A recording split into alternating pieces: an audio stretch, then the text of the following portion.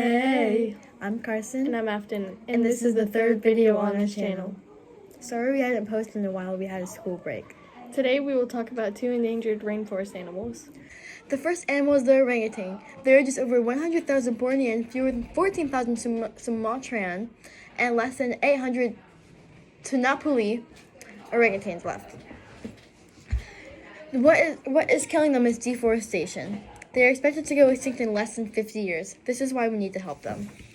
The second animal is an okapi. An okapi is also known as the forest giraffe or zebra giraffe.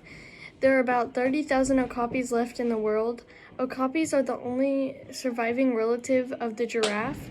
Just a few decades ago, they were thriving, but now they are decreasing in population, so if we don't help these animals, they will go extinct soon.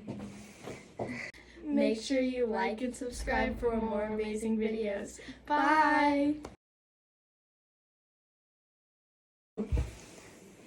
The first animal is the orangutan. There are just over 100,000 Bornean, fewer than 14,000 Sorry. No, I didn't get it. 3, 2, 1. The marshmallow man.